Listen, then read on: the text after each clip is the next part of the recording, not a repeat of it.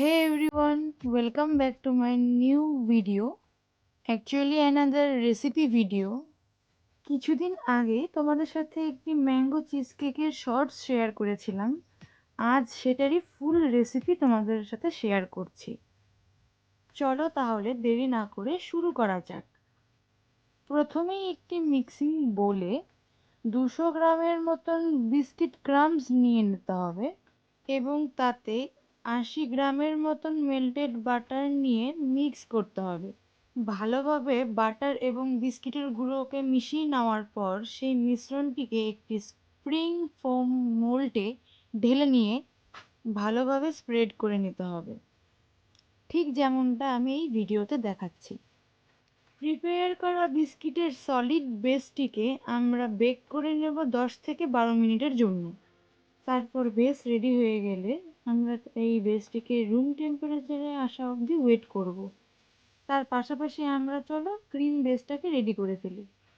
আরেকটি মিক্সিং বোলে 300 গ্রামের মতন ক্রিম চিজ নিয়ে নিতে হবে, আর তার সাথে যোগ করতে হবে হাফ কাপ অথবা বলতে পারো 80 গ্রামের মতন পাউডারড সুগার।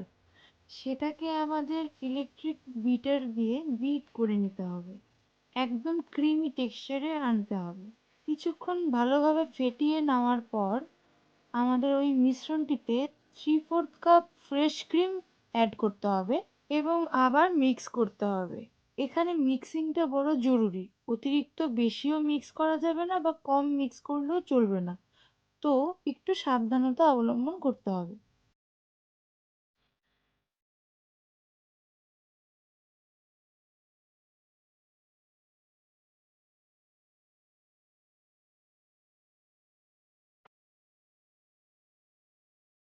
ভালোভাবে মিশিয়ে নেওয়ার পর আমরা 150 ml এর মতন কনডেন্সড মিল্ক অ্যাড করে নেব।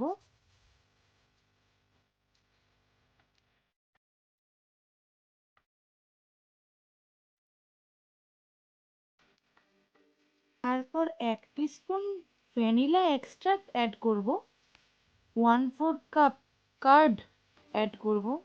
তারপর সবার শেষে আমাদের শো স্টপার 100 গ্রাম ফ্রেশ ম্যাঙ্গো পিউরে অ্যাড করব। তারপর ভালোভাবে মিক্স করে নেব। মিক্স করার পর আমরা লেবুর খোসা অ্যাড করব। এখানে শুধু লেবুর গ্রিন অংশটাই আমরা অ্যাড করব।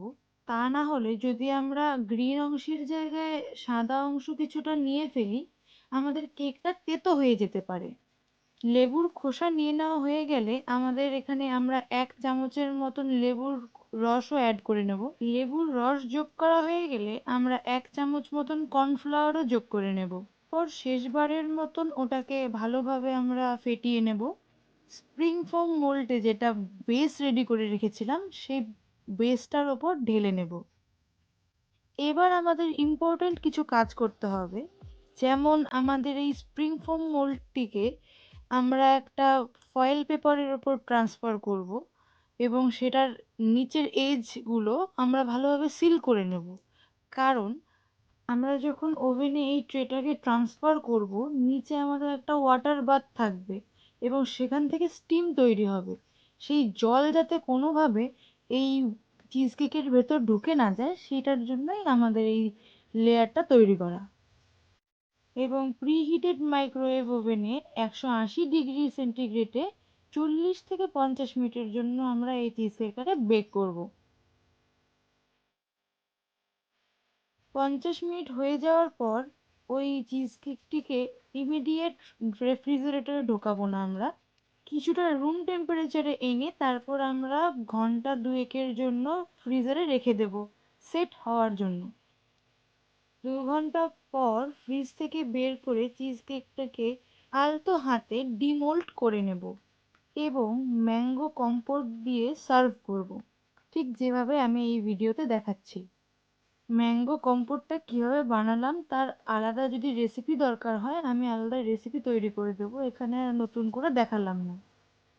And this is the final result. তোমরা নিজেরাই দেখে নাও দেখতে কেমন হয়েছে, আর তোমরা নিজেরা বাড়িতে অবশ্যই বানিয়ে আমাকে জানাও কেমন হয়েছিল তোমাদেরটা। খুব শীঘ্রই আসছি নতুন আরেকটি রেসিপি ভিডিও নিয়ে, ততদিনের জন্য টাটা বাই। খুব ভালো থেকো তোমরা। আর আমাকে অবশ্যই কমেন্টে জানিও তোমাদের রেসিপিগুলো কেমন লাগছে। আর ভালো লাগলে শেয়ার সাবস্ক্রাইব করতে ভুলো না। ধন্যবাদ।